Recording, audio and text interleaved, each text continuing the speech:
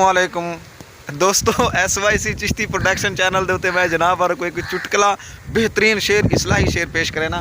ये खोते को अगे तुसा डिठा उसी मेरी एक वीडियो दे विच अज वाल मैं खोते को तो दिखे ना। ये खोते को देखो, ये मजाक तो इलावा गाल करके आदा पिया अफसर कोलों भी चंगा है, मास्टर कोलों भी चंगा है। तुसा आखसो किवें, तो मैं दलील देना कि इज्जत ईमान दे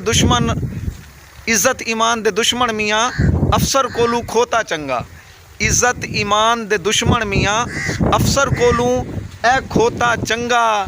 ना पढ़दे ना कुफर पढ़ेंदे मास्टर कोलू खोता चंगा। ना पढ़दे ना कुफर पढ़ेंदे मास्टर कोलू खोता चंगा। अस्सलाम वालेकुम रहमतुल्लाहि ताला व बरकातहू। SYC चिश्ती प्रोडक्शन चैनल देखने वाले दोस्तों, खैर खैरियत तबीयत सिया ठीक है, मिजाज शरीफ ठीक है। खोते को देखो, मैं जनाब और को अगे एक वीडियो दिखाई आई।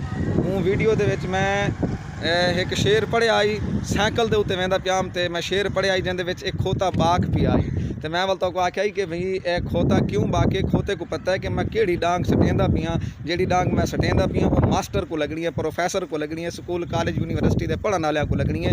उनके मैं सिर्फ ये आख्या कि मास्टर को लगनी है।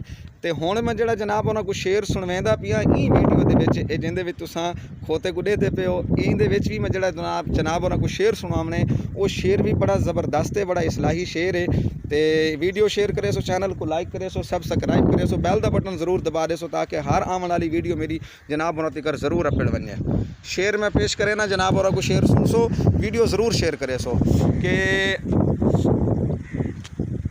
इज्जत ईमान दे दुश्मन मियाँ अफसर कोलू खोता चंगा।